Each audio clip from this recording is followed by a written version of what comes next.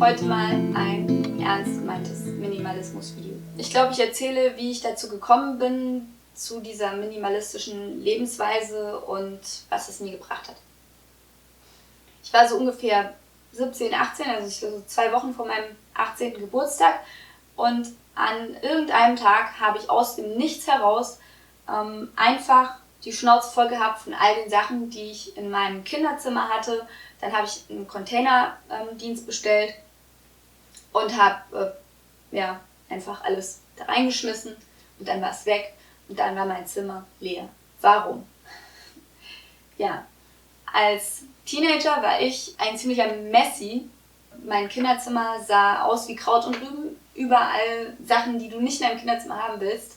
Verschimmelte Brote, hier Schulkram, den ich nicht angeschaut habe. Also ich habe Schule nicht besonders gerne gemocht. Deswegen habe ich meine Schulunterlagen alle immer auf irgendeinen Stapel gelegt. Dieser Stapel war nicht sortiert und ich habe ihn auch nie angeschaut. Und solche Stapel hatte ich sehr viele. Denn ich meine, man ist 12 Jahre in der Schule und ich habe das eigentlich nie wirklich gemocht.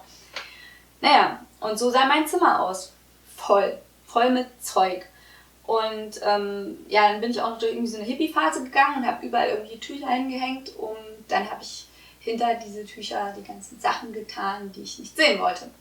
Und das hatte zur Folge, dass irgendwann mein Zimmer sehr, sehr voll war und nirgendwo mehr was hingepasst hat. Und dass man auch auf dem Fußboden eigentlich nicht wirklich langlaufen konnte, ohne auf irgendwas drauf zu treten. Oh, und ich hatte noch sehr, sehr viele Grünpflanzen, die standen auch noch überall rum. Ja. Also ich habe die Grünpflanzen nicht getötet, ich habe die meisten davon verschenkt. Es war einfach absolut das furchtbarste Zimmer, was man sich vorstellen kann.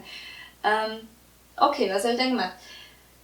Ja, ich weiß nicht. Ich weiß ehrlich gesagt auch nicht, wie es dazu gekommen ist. Ich weiß nur, dass von einem Tag auf den anderen hatte ich einfach die Schnauze voll davon, wie das aussah. Das war einfach so krass unordentlich und es hat mich einfach so belastet, dass ich einfach das ganze Zeug nicht mehr sehen konnte. Und das war auch der Grund, warum ich die meisten Sachen, bevor ich sie weggeschmissen habe, nicht nochmal angeschaut habe. Ich habe das alles nicht groß sortiert. Ich habe auch wirklich diesen ganzen Stapel einfach genommen, habe den einfach in Tüten und habe das Säcke und kartonweise rausgebracht und in den Container geschmissen.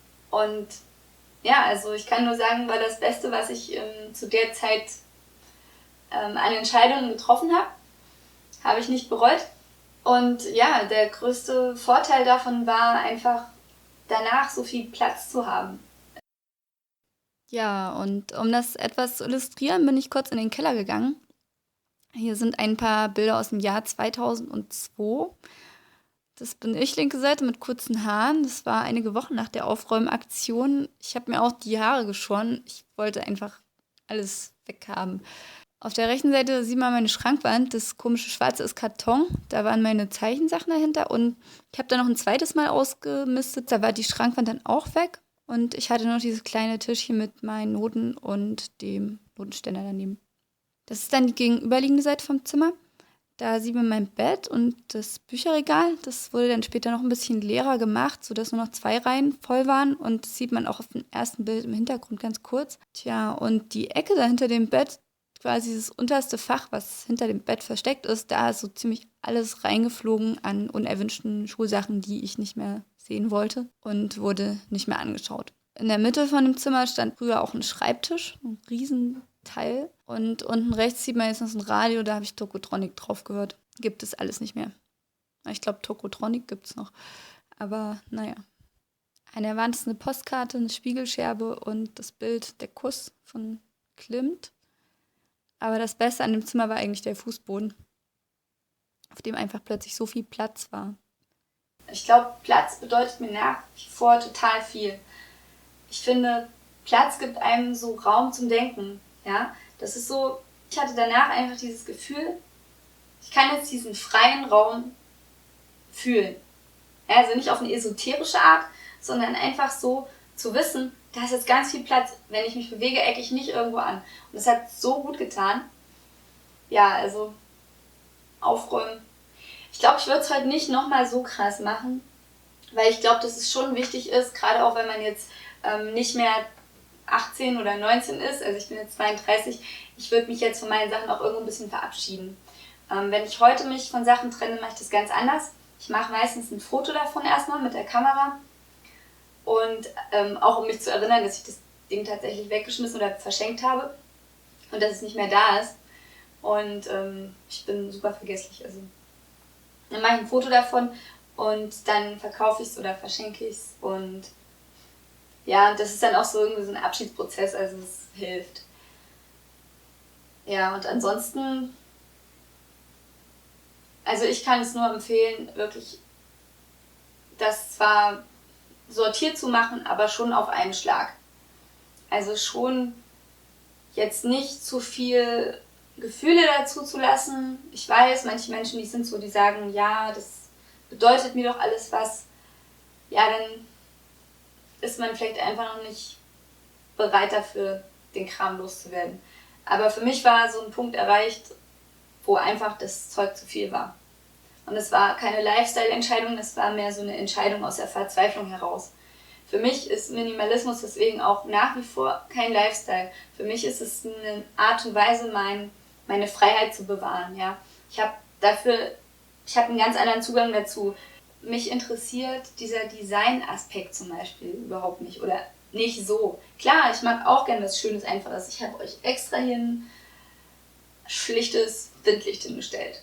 So, Mood.